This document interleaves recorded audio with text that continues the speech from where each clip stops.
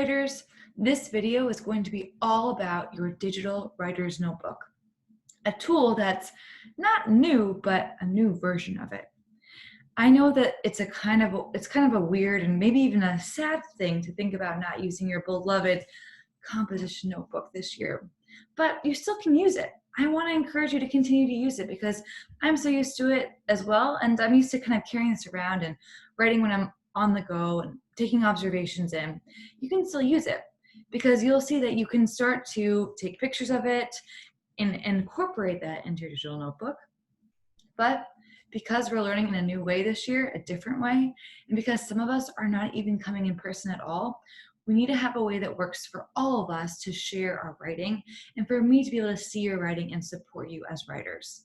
So we have to take this challenge on, but knowing that by doing so, we're really growing our skills as writers, as digital writers, and as people, because we're taking on a challenge, we're making the best of it. And now we're going to be prepared for any challenge, especially a tech challenge that's ahead of us. So I think it'll be a fun experience, and I'm excited to get you started and for you to really make this your own.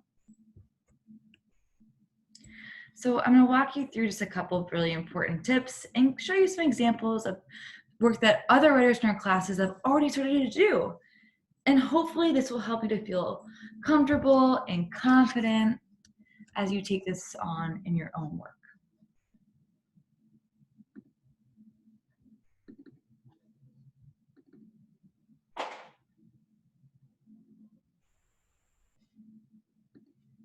Here we go. Writing notebooks reimagined.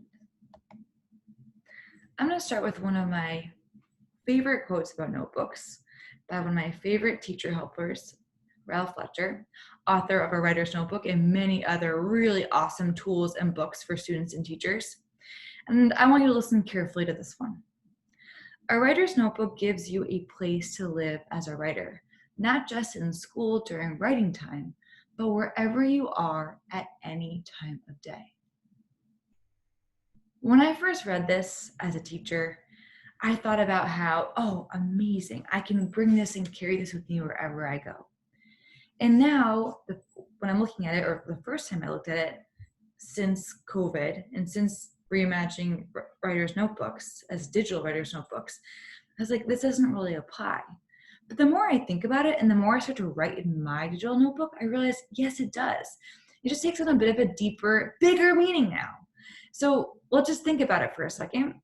No, I might not be able to tuck my device into my back pocket or my bag.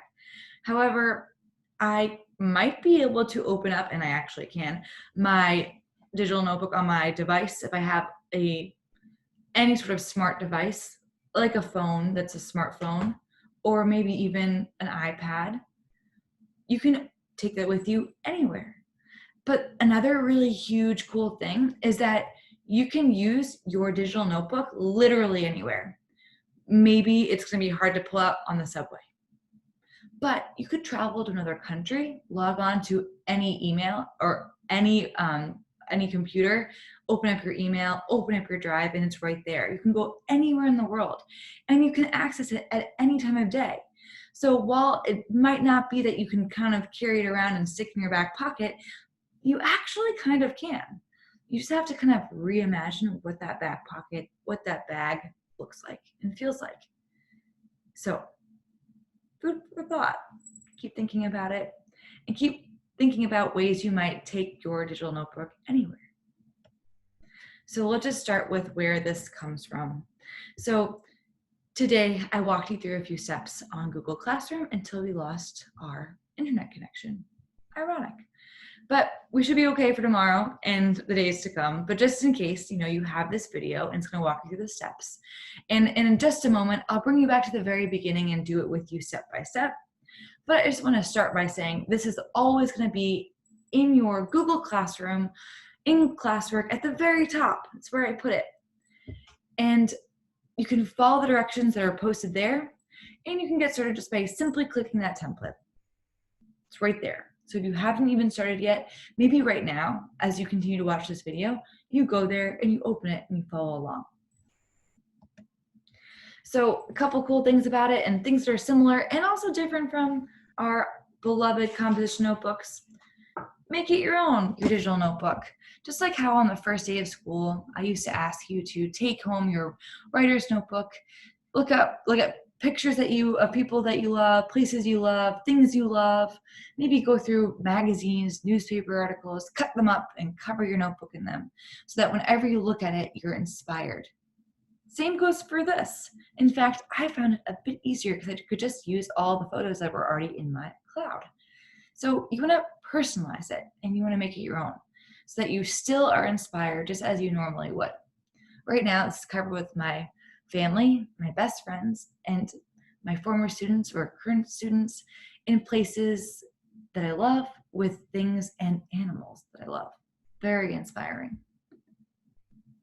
Another really cool thing that I didn't realize until I got to do this with you in class. You can basically put anything in your digital writer's notebook, something you couldn't do with this. Yeah, of course, you put your checklist and your tools in here. Mine's covered in exemplar texts, mentor texts, Post-its.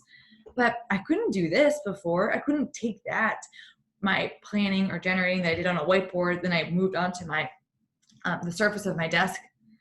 It came out, of course, by the way, if you're watching this, these are just expo markers. But look how cool this is. Now we have a picture of this work, this generating. Took a picture, it's in the notebook. So maybe Ralph Fletcher is right in terms of digital notebooks too. You can put this anywhere. You can tack it on anywhere in any form, just like this work. Pretty cool. Another thing that you have now, and you have this sometimes maybe with your old-fashioned composition notebooks, but I've been able to preset all of your notebooks with some tools I know will be handy. So for instance, in generating and collecting, you're just gonna see a chart with a bunch of familiar strategies that you've learned over the last several years of your writing life. You'll also see tools come up across the notebook, not just in this unit of study, but all of our units of study. So rather than having to kind of search or wait for tools to come to you, you just kind of get them right away. And then we can keep adding as we go.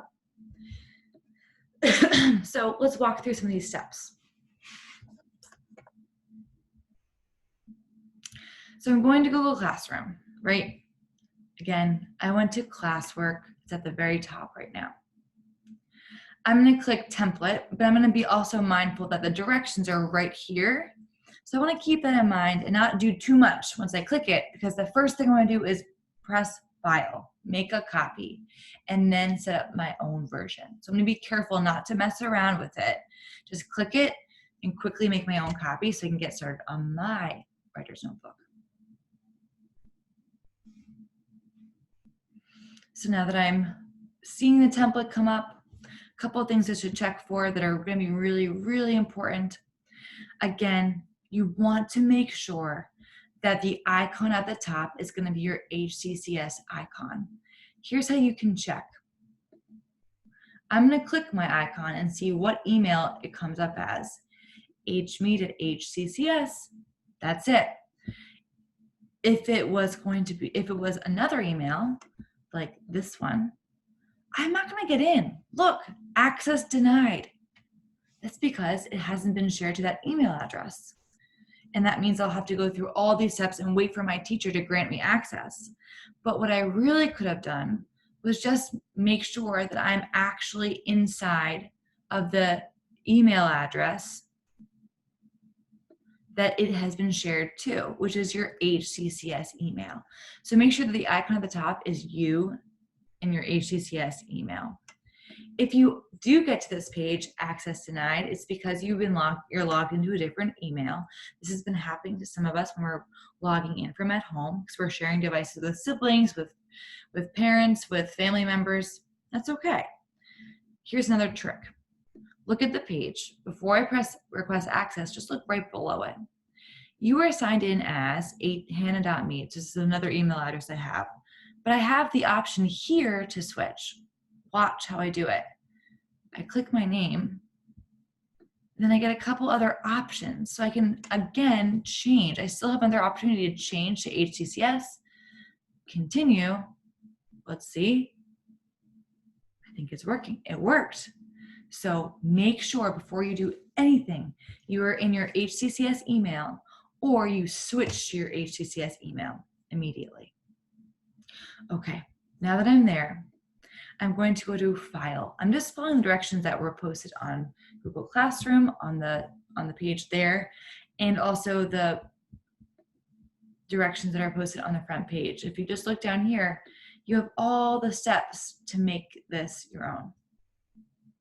Step 1, press File. Step 2, gently go to make a copy, because there are 2 options. And we know that the Chromebooks and our other ThinkPads have really sensitive touch pads. So we want to be careful that we're not kind of like stomping our fingers around. We're just kind of doing it gently, waiting, being patient. Make copy, entire presentation, click. Okay, now I want to, step 1 or 1A, I want to make sure that the title is my name, because otherwise we would just say copy of. So I'll write Miss Needs Digital Writer's Notebook. Now I'll know when I press OK, that it's mine. I'll be able to find it again, and I'll be able to locate it just by the title.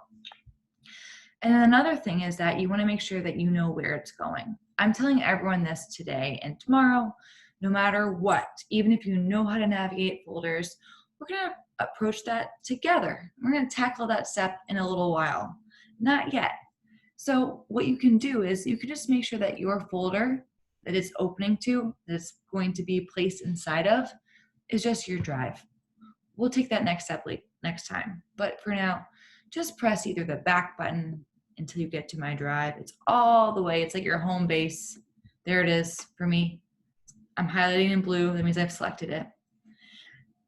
It might come to that for you already. That's why I actually said to just do my drive, because a lot of you were looking for folders, but it just said my drive. Just go back to my drive, make sure it's selected, and press select. And then OK. Now I have my own digital writer's notebook automatically living inside of my Google Drive for HCCS. Pretty cool. So just to show you where it is now, I'm going to go to my drive. I'm going to go to recent. Oops.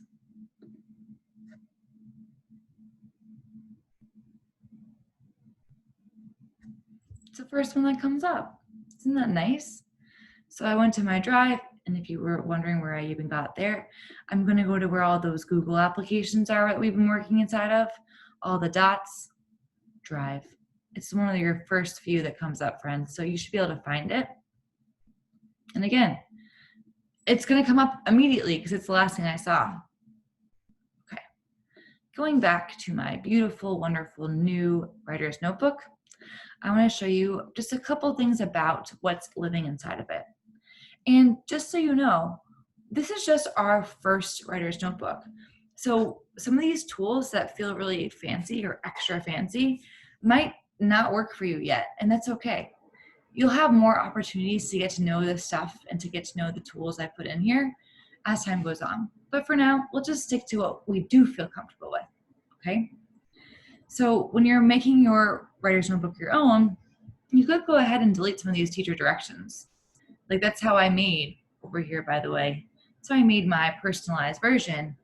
I just started kind of deleting the things that I knew I wouldn't need because they were teacher directions. So I just would kind of click it, and then I could press delete. Click on the outside, delete. And now just taking a look at these pages, you're going to see that in each section, which is actually just a part of the writing process, so generating and collecting, you'll also have teacher directions. For now, I would just look at them and be mindful of them and not worry about them too much yet. We'll get back to this, but for now, I just want you to kind of understand how your notebook works and what's in there and how you might use it today and tomorrow. We'll come back to this, don't worry. One thing that you might try though is that you all have this little practice page. You might practice writing on some of these tools, and these are a little bit easier to manage. So for instance, the speech bubble, all I have to do is kind of click it, Then I'm going to double click inside, and it should automatically come up as a text box. Let's say you want to use this for your own work. What would you do? It depends what kind of a device you're using, but you're going to basically just select it, and you're going to edit, copy. Maybe now I'm going to go put it on a blank page when I'm generating and collecting ideas. Edit, paste. I could have a bunch of them there and spread them all out. So I could be working just inside of thought bubbles. That'd be pretty cool. And now maybe I want to spread them out, have a few main ideas I'm going to be working on. Double click, type inside. Let's say that the double click doesn't work when you do that. What would you do? You can select the image, go to insert, text box. This is a little bit funky on Google Docs, but it does work. So now I have this little plus sign. I'll draw my new box. Just a little sensitive on Google Drive or Google Docs. Just be mindful of that. I'll draw out my new text box. There I go. It works. So that's just one tool you might start using right away. The other one is the Post-it note, which functions really similarly. I'm going to just click it, but this is just keeping in mind, if I'm clicking one that already has some writing in it, I'm going to just take the writing out for now. I just don't want it to throw me off. So I'm going to just make sure I'm clicking on the outer edge. Do you see that? So just watch the difference. On the inner edge, I only would get the text box. And look what happens when I try to copy it.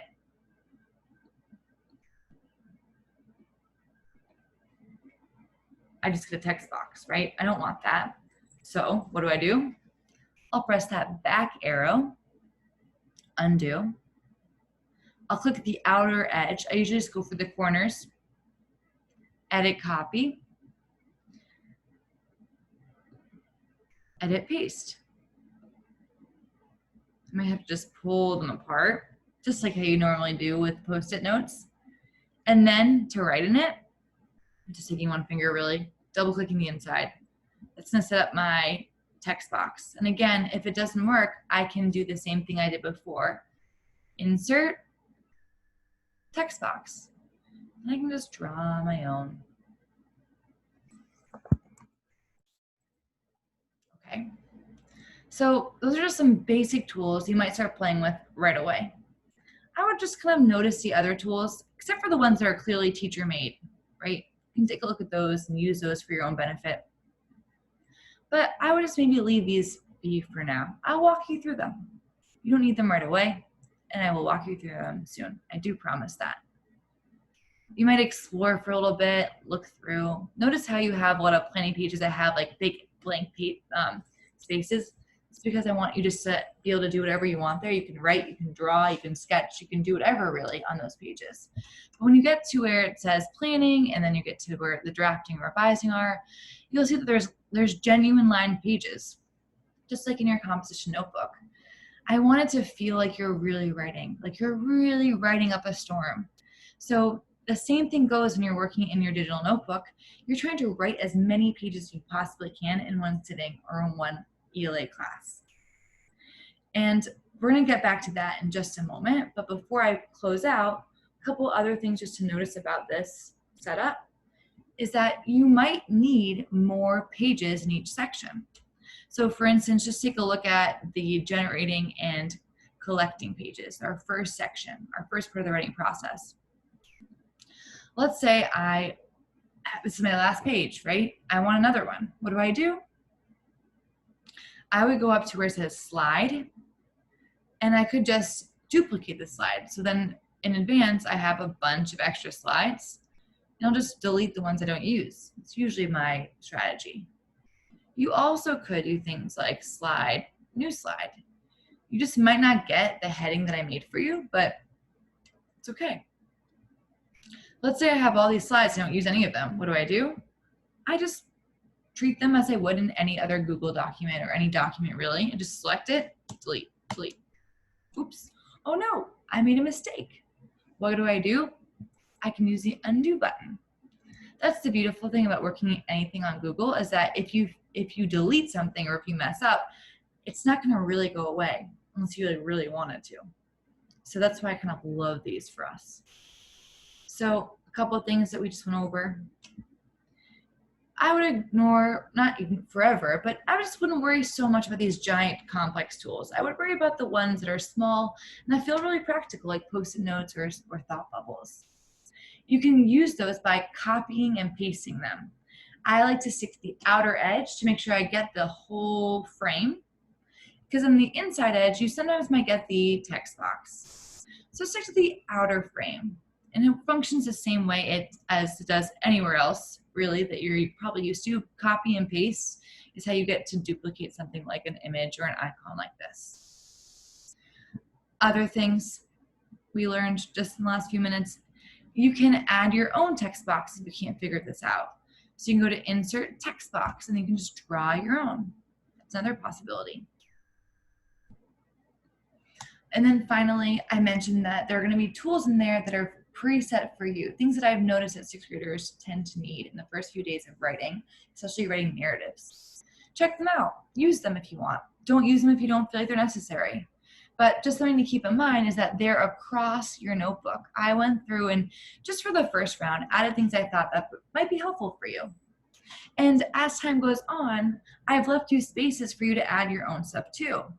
For instance, you're going to have a goal section, which we'll get to in a couple of days. And then you also have your own tool section. So as you are assigned tools, you might start to add them and compile them here. I can talk to you more about that, but essentially this section is just going to function as any other Google Doc or any other Google slide. You just would take the photo from somewhere else, either drag it in, or you would upload it just like how you would otherwise. All right, let's get back to our other presentation and just take a second just to look at some exemplars before you head off today. I always find exemplars to be really, really helpful when I'm trying to do something new. I like to know what it's supposed to look like, what I'm aiming for and striving for. Okay, so first, this is actually a chart from 3rd grade, but it's still relevant to us. So I just want you just to take a second, a silent second, to look it over. Notebook writers do and notebook writers don't. Just take a second to look it over. What stands out? What's like an, oh yeah, of course, or what's a, oh, interesting, I haven't thought about that before.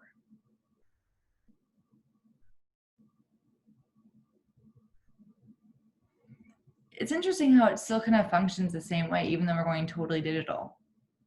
I guess the only thing that I would maybe be worrying about on the do side would be tell if writing is at home or school. So that means that in 3rd grade, we told you that you should tell us if it was at home writing or in school writing.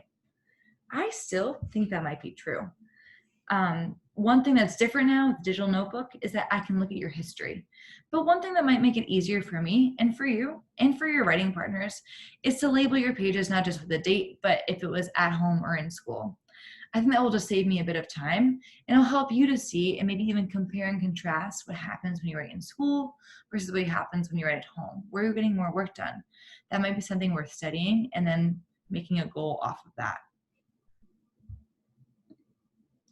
So let's take a look at a few student exemplars from just day 1. It's a huge deal. Nice job, everyone who's featured in this, by the way. Awesome. So I love this one because it just shows that this writer really took responsibility for their writing life today. They wrote as much as they possibly could. They filled a whole page, and they even went on to another.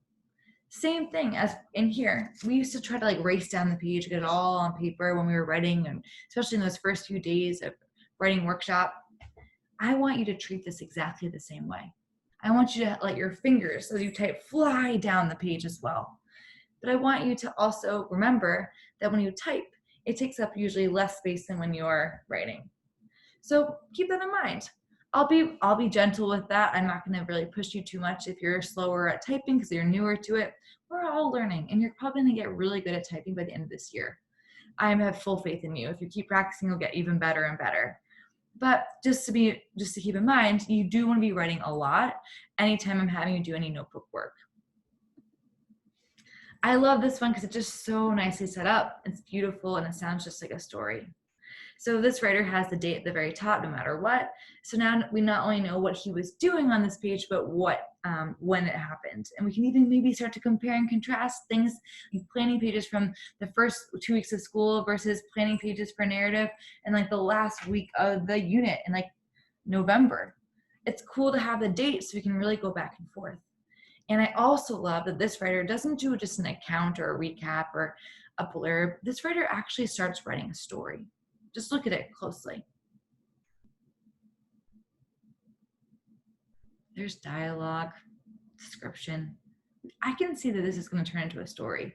That's the kind of writing and planning you want to have in your notebook. You don't want to have just some words thrown on a page all the time. Sometimes lists are great. Sometimes little blurbs are great. But I think it's important to remember that this is a space to write. So if you feel inspired to write, you should be writing. I want to also just feature this one because I think it's important to notice that our writer here, because he wrote so much, I was able to really give him feedback and I was able to really showcase his work. So I'm covering up the name so it can't be seen. I'll make sure that this is a private video so that only our school can see it, by the way, because I know that the name was there too. So I see you, don't worry. I like this one as an example because it shows you what happens if you do this work. I can write you a response that night. I wrote back to this writer just a few hours later. And so by the time maybe he was doing his work, he saw some feedback from me, or by the time he went to bed. So just something to keep in mind. It's important to keep up with your writing. It's important to show me a lot of writing because then I can really support you and help you in big ways. So a couple of takeaways. In writers' notebooks, writers do a few of these things. They create a bunch of entries, one after another, and they date each one. We'll talk more about that a bit next week.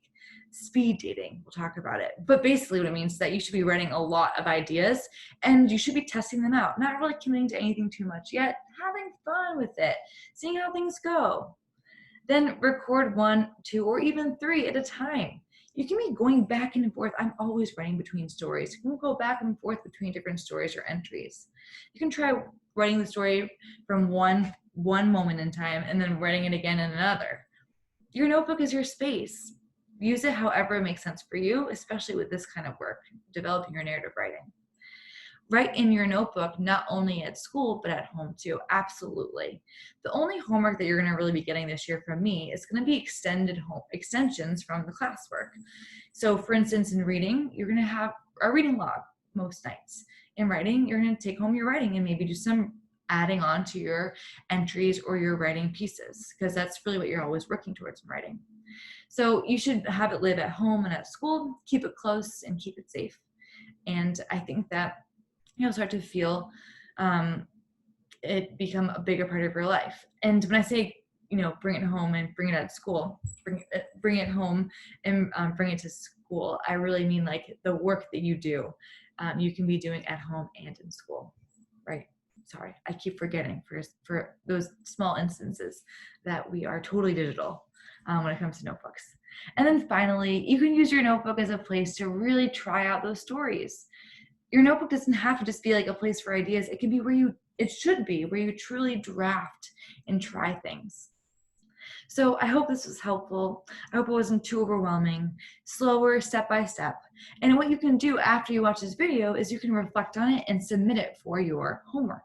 I want to make sure that everyone has watched this video or that everyone has some knowledge about how to use digital writer's notebook. So if you could please, after watching this video, submit your response, your reflection about what you might have learned, things that were clarified. That would be great. We can get your points. All right, writers, I can't wait to see how these turn out. And I think they're going to be really great. Very exciting stuff, groundbreaking stuff. Good luck.